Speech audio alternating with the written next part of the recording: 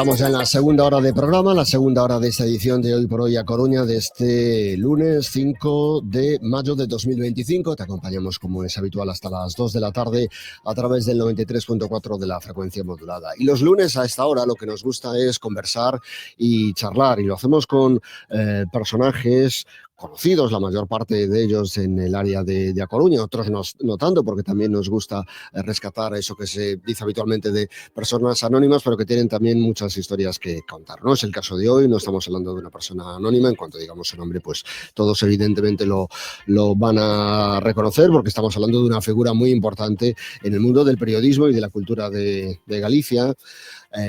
Así que saludamos a Xurxo Lobato. Xurxo, que tal? Bo día, benvido. Bo día, encantado de estar aquí. Graciñas por estar connosco. Bueno, Xurxo Lobato, académico na Real Academia Galega de Belas Artes, fotoxornalista, Premio da Cultura Galega no ano 2020, Premio Ortega y Gasset del País no ano 2003, entre outras cousas, porque se nos poñemos co currículum, Xurxo, marcha o tempo. Sí, frena. Estábamos agora falando, antes de entrar en antena, falamos destas cousas, non? Pois de como definimos os personaxes, e Xurxo dicía, eu son de Monelos, non? Isto vai por diante, non? Eso, por suposto. Eu criei-me Monelos, nací en Monelos, sí, agora non vivo ali por razones técnicas, por decirlo así, pero eu síntome de Monelos, non? Eu son da República Independente de Monelos, non? Daquel Monelos dos Belés, antes chamado Bar República, que agora desgraciadamente está pechado, pero bueno, de aquel Monelos que había tamén os Muiños, do Monelos do Instituto de Monelos, é dicir, do cal sinto orgulloso, e funda a primeira promoción que empezou a estudiar no ano 66 no Instituto de Monelos. Teño a sorte de que hai un concurso de fotografía que organizamos desde a Asociación de Amigos de Monelos que leva o meu nombre. Precisamente ahora vamos cumplir 20 anos dese concurso. O lunes da semana que ven vai haber un acto precisamente de entrega de premios presidido pola alcaldesa no Concello, por Inés Rei. De todo ese Monelos é onde eu me identifico. Aí foi a miña mocedade, ali foi a miña infancia. Vivía nunha calle que chamabanlle Pedra Furada, ahora desgraciadamente que menos o nombre, Vicente Alexandre, un premio Nobel moi importante, pero bueno, creo que debeuse manter o nome original en galego. Para que vos fagades unha idea, non había alcantarillado, non había auga, auga collíamos dun pozo. Meu avó foi o primeiro en que colleu financiou unha parte da traída, como chamamos daquela, de agua para que chegara a nosa casa. Recordo unhas primeiras fotos que publiquei aquí nun período local no 77, foron unhas fotos de denuncia que enviara eu, que era un pouco ver que o alcantarillado que non existía, salía por fora a merda, falando mal e pronto, non? Fixe unhas cantas fotos, as enviei, xa che digo, 77, por aí foi. 77, 78, por aí foi. Enviei ao xornal este local, as publicaron, e foi a primeira vez tal. Eu, daquela, xa me dedicaba a facer fotografías, pero, bueno, ainda non tiña pensado que o meu futuro profesional fora o fotoxornalismo, non? Como lembras os primeiros contactos coa fotografía, Xurxo? Pois os lembro con moito garimo, porque o que me ensinou foi o meu tío, Andrés José Sánchez. O tío traballaba en Hugo Pastor, era moi aficionado a fotografía, chegou a ser presidente da Asociación Fotográfica Coruñesa, e foi o que me enseñou. Nos vivimos unha casa, tiñamos, aparte de criar galiñas, coellos e demais, meu pai gusta moito os pasaros, tiña unha pasareira tamén, todo tipo de animais. Aparte disso, ali no cortello tiñamos ali un habitáculo, e tiñamos ali montado o laboratorio, e aprendín eu, un pouco da fotografía, non? Lembro, con moita, insisto, con moito garimo. E logo estudiei Historia na Universidade de Santiago, pero xa tuve en claro no 77, máis ou menos, cando surdiu a revista Teima, unha das primeiras, non sei se a primeira, pero unha das primeiras en galego. Ali estaban todos, estaba Manuel Rivas, estaba José Antonio Gaciño, Xavier Navaza, Freixanes, estaba ali todos os que despois foron hiper reconocidos, non? Eu ali foi as primeiras colaboracións xa un pouco con vocación fotoxornalística, non? Unha vez que rematei a carreira, eu iba ben, estaba sacando boas notas, pero tiña claro que o meu era o fotoxornalismo, porque eu sempre me gustou moito o xornalismo, non? Entón, a miña afición pola fotografía, máis a miña afición polo xornalismo se concentran e forman o fotoxornalismo, que é realmente o que a mí me atrae. O que me atrae é un pouco saber a vida da xente, os aconteceres, dicir, un pouco que tamén conecta ca historia, ¿no? Porque ao fin e ao cabo calquera acontecimento pasado é historia tamén, ¿no? Calquera, dicir, a historia reciente, contemporánea, que eu me especialicei na carreira, pois de alguma maneira tamén ten relación con isto, ¿no? Dicir que eu a verdade é que fui moi afortunado na vida porque fixen o que quixen. Traballei co que me gustaba, neste caso a vocación coa afición sempre se xuntaron para ben, porque, bueno, eso produce felicidade, e para ben tamén das empresas onde estuve, porque traballaba o doble do que tiña que traballar, porque, bueno, como estaba a gusto, pois mira. Ás veces na vida diferentes facetas que pensamos que non están conectadas de súpeto confluen e prodúcese como algo maravilloso, non? Un pensaba que non tiña nada que ver, ti acabas de falar desas tres facetas na túa vida que de súpeto confluen no que marca a túa vida finalmente, desde o punto de vista profesional.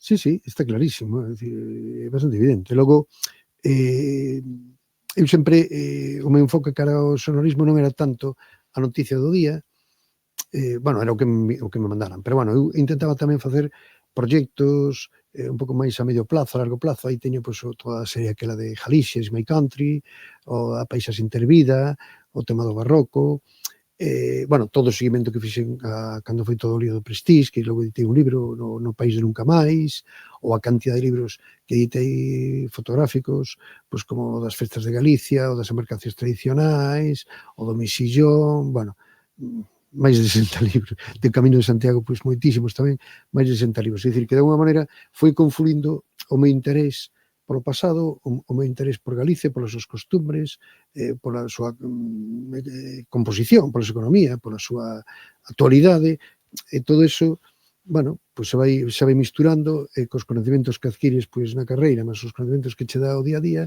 pois vas facendo esa masa que confluye en que teña, como diste, esa biografía tan extensa.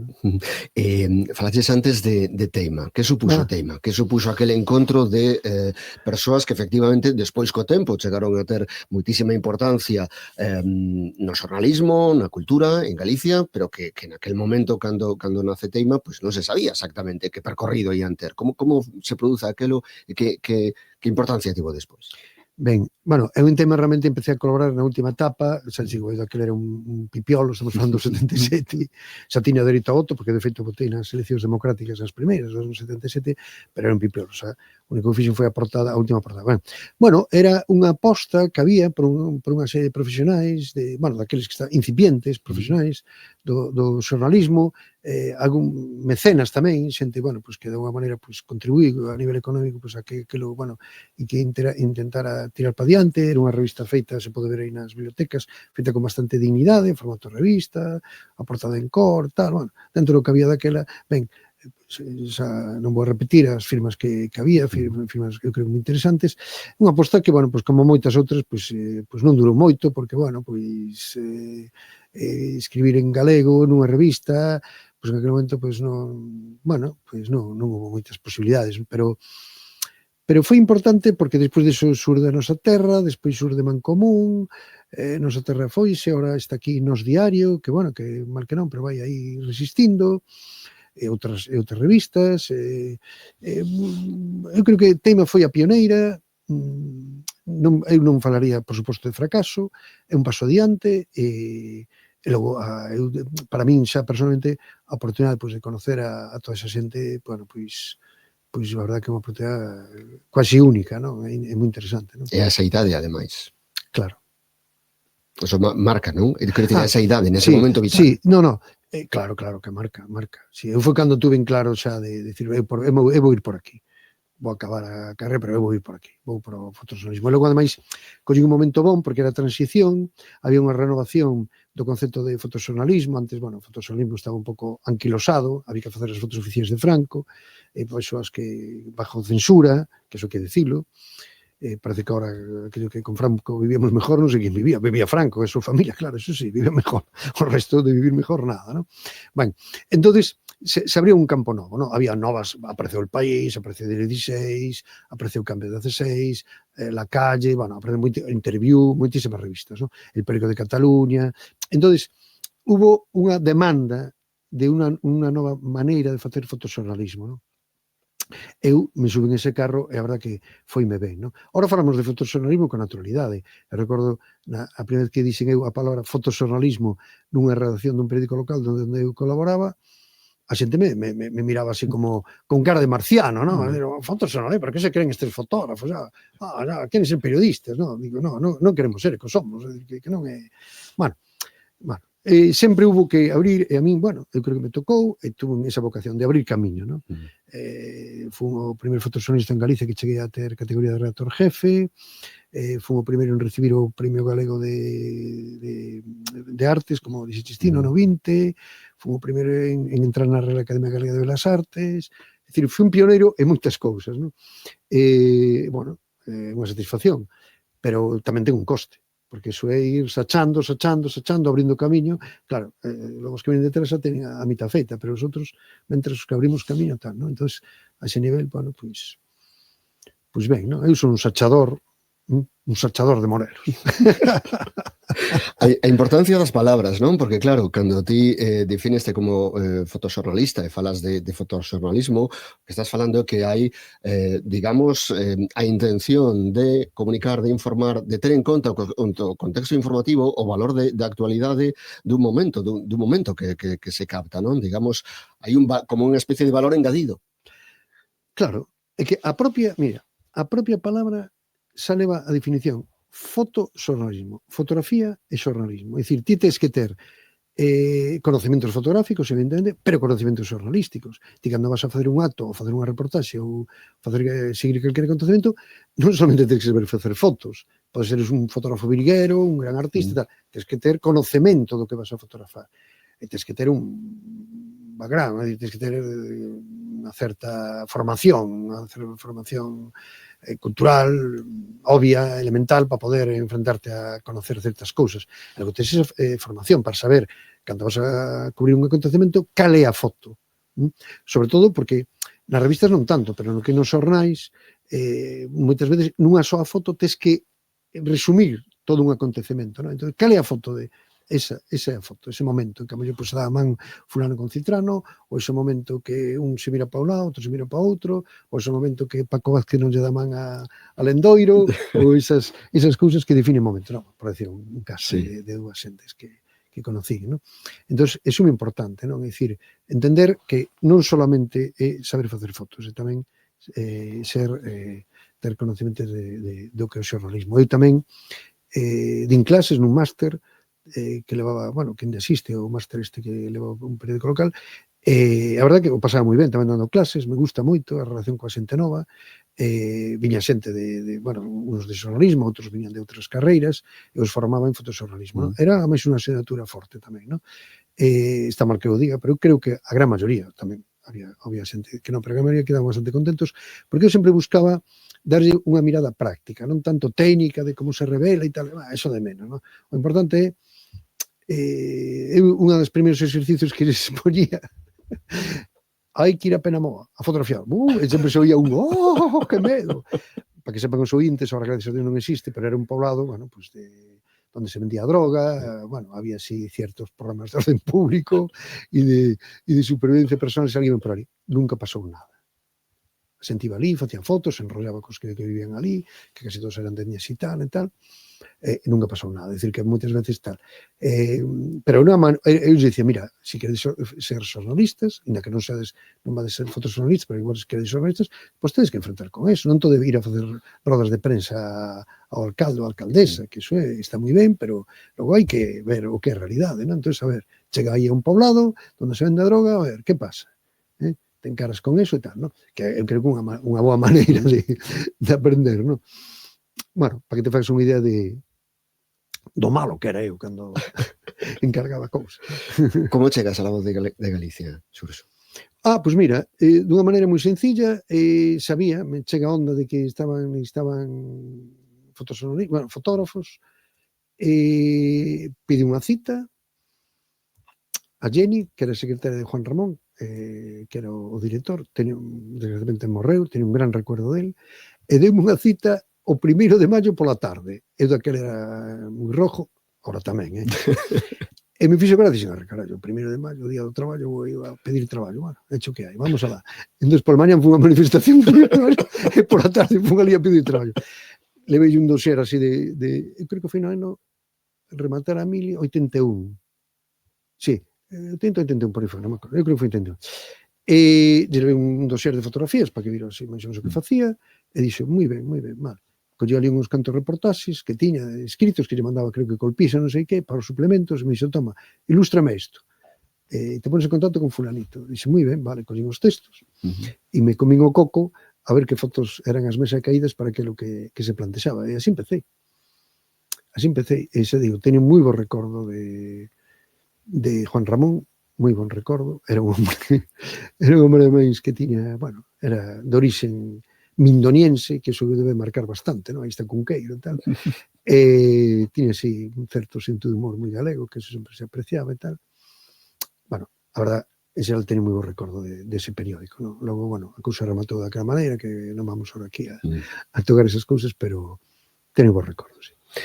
E ademais o momento que che dá maior visibilidade, non? A maior proxección, non? Claro. Eu cheguei, primeiro estuve como colaborador, no 86 cheguei entrei en plantilla, cando se xubila Alberto Martí, que teóricamente era o fotógrafo, e fixen carreira, verdad, que creo que aportei moito ao periódico, evidentemente, deume visibilidade, está claro, o sea, era un periódico que tiña moita venta en toda Galicia. Sí, claro, deume visibilidade, e eu máis, como, insisto, era moi traballador, facía de todo. De feito, cando unha xente me dixo, cando se dixe traballar ali, díxome, carai, o que facías ti, ahora temos que encargar a 3 fotógrafos. Dixen, bueno, para que vexades. A túa foto é a foto do Prestige? Sí, creo que vou quedar aí estigmatizado, no bo sentido. Sí, a foto do Prestige, sempre dice a xente, tires foto do Prestige? Non, cuidado, non ten nada que ver co fundimento do Prestige, non son o culpable. Sí, é unha foto que me colocou, me deron o premio Ortega Xente, outros moitos del país, que me deu visibilidade, aí está con a exposición itinerante xa foi moitos tempo, entre nas 50 fotos con historia da historia de fotografía española,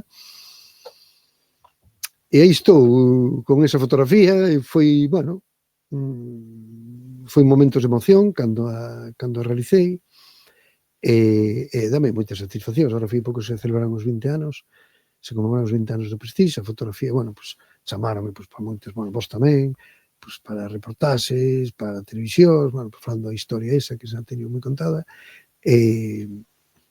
Sí, pues bon, sí, eu creo que vou pasar a historia como fotógrafo do Prestige, efectivamente. Lembramos todos esa foto do Prestige afundíndose eses últimos segundos antes de que se afunda definitivamente, e coa palabra do barco Prestige aí, pois esa foto que todos temos encargada na memoria. Ti nese momento daste conta, cando estás sacando esa foto, daste conta da importancia que vai ter esa imaxe?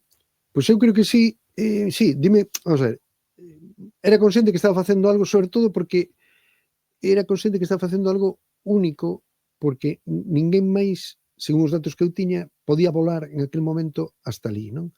Porque a única avioneta que lle permitían chegar hasta ali tiña que ter 2 motores e tal, a collen eu, pero foi o primeiro en chegar, e tal. E de feito, hai outra foto en que xa non se ve prácticamente nada, só a puntita del barco, da quilla que fixo Reuters, pero bueno, Reuters, a gran agencia internacional, salou desde un helicóptero, non sei desde onde, chegou por segundos, non?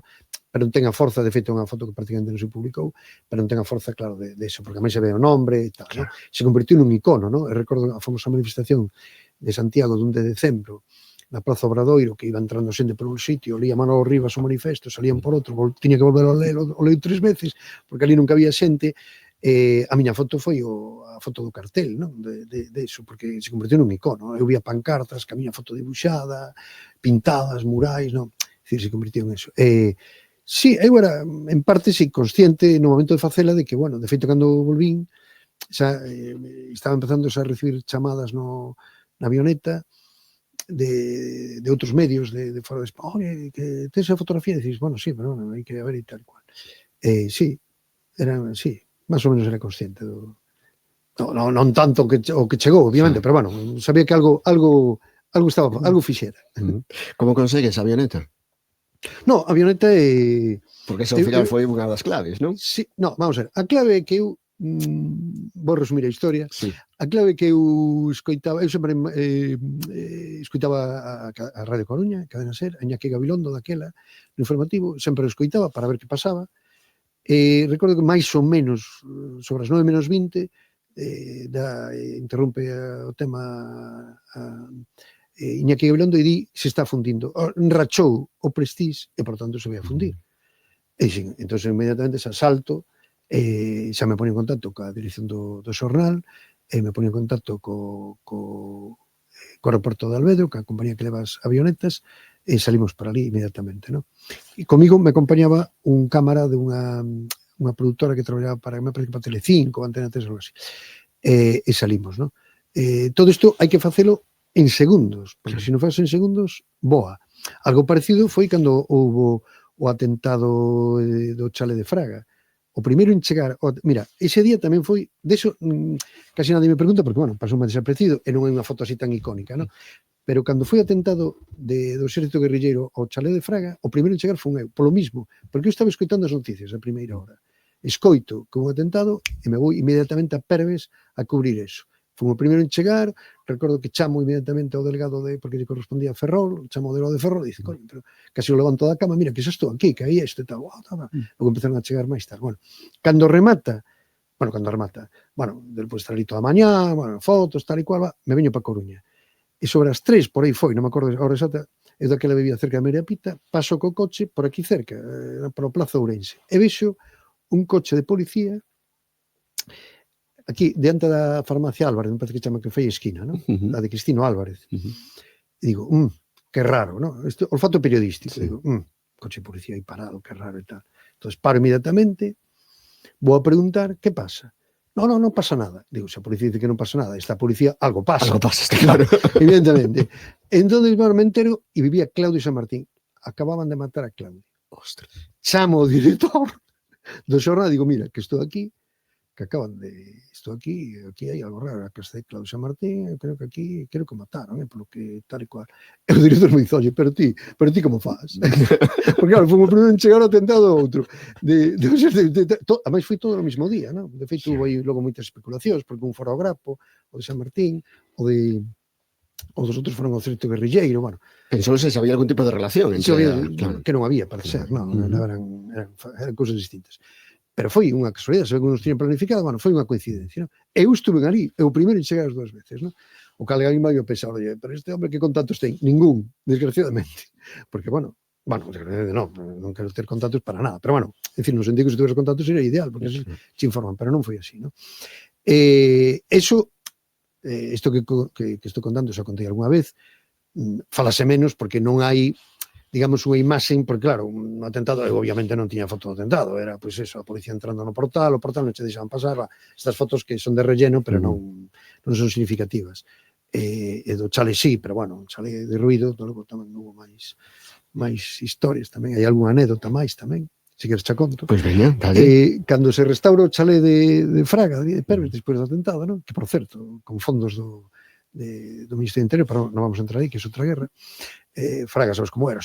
Convoca a prensa, todo o mundo. Prensa, vamos a convocar aí para que venga el chale como quedou e tal e cual. Ali vamos todos, ¿no? Un porrotón de xente, entramos dentro, ¿no? E dice do Manuel, a mí me gusta chamar do Manuel, dice do Manuel, bueno, acompáñeme que les voy a enseñar e tal. Entón, dá a volta, entón eu vexo así, de espaldas, todo rodeado de periodistas, e fago unha foto co flash. Plaf. Da volta y dice, ¿quién hizo la foto? Yo era acojonado. ¿Pero quién hizo la foto? A mí, de espaldas. ¿Pero cómo se atreven? Digo, fui yo, don Manuel. Entonces, claro, como me conocía, quedó así un poco, no cortado, porque para cortar a Fraga era difícil, pero quedó así un poco tal. Y dice, bueno, disculpe y tal. Pues que no va a pasar, que no era una foto de espaldas, a mí no hace foto de espaldas. Y dice, bueno, no sé, qué problema, me parece que tal. Va. Seguimos, facemos fotos, como quedaron as instancias, tal e cual, todo aquilo, tal. Chego a redacción e me chama o director, Juan Ramón daquela, e me dice, pero a ver, que che pasou aí con fragancias? Para poder decir que, no sentido cariñoso, chamamos de fragancias, non? Que che pasou con fragancias? Pois mira, non me pasou nada, sabes como é do Manuel, que fa unha foto de espaldas, e o home, pois, non sei, non digo entero o día que lle deu por aí, que a ver, que por que se fixera unha foto de espaldas. E dime, bueno, si quieres publicamos algo sobre eso e tal. Digo, no, quería publicar en plan, oye, que un fotógrafo na boda. Sí. Non lle des importancia, porque eu, sinceramente, non creo que son cousas de... Non sei se dixen esa palabra, pero que pensabas, cousas de xente maior que se dá por aí e tal, non? Eu sempre recordo unha foto espectacular que virei que fixera un gran fotógrafo, Bernardo Pérez, del País, que era unha portada del Babelia, que era Rafael Alberti de espaldas. Rafael Alberti con aquella melenita que tenía, que tal e cual, e todo o mundo identificaba a Rafael Alberti. Facer unha foto de espaldas de alguén conocido, é dicir, non todo o mundo aguanta. A mí facer unha foto de espaldas e dicense quen é o pelado que anda aí, que nadie me conoce. É dicir, facer unha foto de espaldas que implica que ten que ser unha persona moi conocida, moi reconocida, para que, inda sendo de espaldas, a xente conozca. Claro. Quero dicir que iso non se le fai a todo o mundo. Eso do Manuel, eu creo que en ese momento non era consciente. Non era que consciente se le pode facer unha foto de espaldas é porque ele incluso de espaldas é reconocido. É dicir, que eso claro. ten sentido, non? Publicou esa foto? Boa pregunta. Eu creo que sí. Boa pregunta, sí. Tens razón, sí. Eu creo que sí. Sí, eu creo que sí. Tes localizada a foto? Tes localizadas as túas fotos? Algúnas estén localizadas, son moitas fotos. Claro. Teño unha parte do arquivo que sí teño localizadas, outras están menos localizadas. O arquivo sempre é moi complicado. Bueno, chegamos á actualidade, Xurxo. A que dedicas os teus días, logo? Bueno, os meus días os dedico a cobrar xubilación, é o que quere dicir que é o meu medio de vida, pero sigo traballando.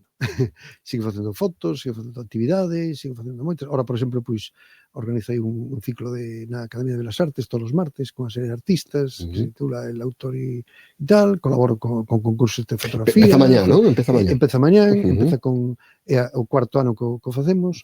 El Autor e su obra, empeza co pintor coruñés Jano Muñoz, vai seguir pois con Óscar Corral, con Victoria Diel, con Emma Ríos, bueno, todos os anos, xente de distintas facetas de arte e tal.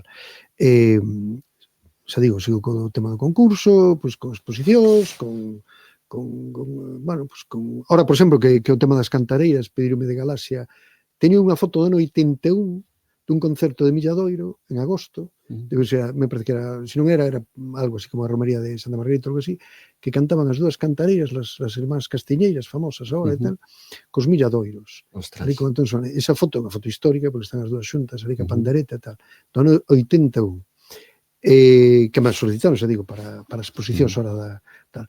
En eso estou, sempre non me aburro, ao revés. Eu creo que de vez en cando ainda teño un poquinho de estrés. Sempre facendo cousas. O 12 de maio, efectivamente, e acabamos como empezamos, que presentas ese día a 20ª edición do concurso de fotografía que leva o teu nome, que está organizada, este concurso está organizado pola Asociación de Amigos do Instituto de Monelos, así que comenzamos en Monelos e acabamos en Monelos. 20 anos xa do concurso. 20 anos do concurso, sí. Empezou cando era director Tino Fraga, quería que alguén así do instituto, pois, bueno, do instituto hai alumnos importantes, aí está Manolo Rivas, estou eu, está o cineasta Oliver Laxe, bueno, por poner así, pero hai uns cantos, e profesores ilustres tamén, hai uns cantos. Bueno, me propuxo a min, ore, te apetecería apadrinar un concurso de fotografía que para rapazes? Pues eu encantado. Incluso a aula magna do instituto leva o nome, Aula Xurxo Lobato. O cal, bueno, sempre todos temos a nosa vanidade pequeniña, ou máis grande, esas cousas sempre gustan. Claro, pero se cadra, pois eso, moitas veces falamos, pois eso, do Premio Ortega y Gasset, do Premio da Cultura Galega Xunta de Galicia, todo eso, claro, enche de orgullo, pero tamén estes pequenos detalles, que a aula esta do Instituto de Monelos, onde un estudiou, teña ese nome, pois claro, ten que ser como moi especial. E logo que hai un concurso de fotografía dedicado a rapaces e rapazas de toda Galicia, para fomentar o que é a fotografía e sobre todo, bueno, un pouco enfocado e que sea desde non directamente, pero bueno, sea que leva o nombre pois dun instituto que, bueno, dun barrio, pero que ten moito prestixio, o Instituto Monelos, como todos sabemos, un instituto con moito prestixio. A mí me chamado xente pedíndome recomendación, oye, mira, que estás aí, a ver se falas co director, que non hai plaza para o meu fillo, a ver se me podo. Digo, mira, eu son cacique, pero tanto non sei se se podrá e tal, non é tal. Pero quero dicir que é un instituto que ten unha demanda, non sei, un instituto de calidade, non? É dicir, non todo o ensino público hai que apoialo, hai que defendelo, é importante que todos seamos, eu sempre digo ao director, o actual e os anteriores do instituto, temos que ser, non somos como o lobby do instituto, non? O lobby aí, o grupo de presión para apoiar o instituto e todos que sean de ensino público, non? Sempre acabamos estas entrevistas cunha canción, un disco, unha canción, un artista. Con que queres pechar, Xurxo? Pois quero pechar cunha canción dos poemas de Rosalía, Campanas de Bastavales, cantada por Amancio Prada, por unha razón, por o meu amor a Rosalía, eu fixen o libro Airiños e Rosalía, e pola miña boa relación con Amancio Prada é do Bierzo, miña nai é do Bierzo, eu fui pregoeiro, por certo, unha das festas de Cacabelos, e temos, bueno, de feito son medio berciano, nací en Coruña, son coruñés, como xa insisto, de Boneros, pero bueno, o Bierzo representa tamén moito na miña biografía, entón eu creo que esa conciliación entre a galeguidade de Rosalía e a galeguidade berciana da Amancio Prada creo que é un bon colofón, non? Xurxo Lobato, fotoxornalista de Monelos, gracias por estar connosco. Gracias a vos, sempre. Campanas de Bastavales, cando vos ollo tocar, morro-me de soidade.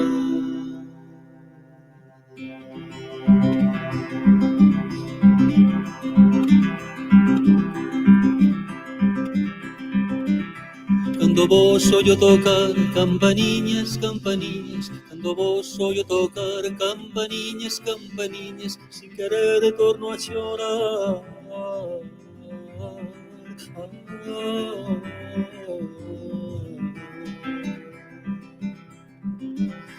Cando de lonxe vos ollo penso que por min chamades, cando de lonxe vos ollo penso que por min chamades, e das entrañas me dollo.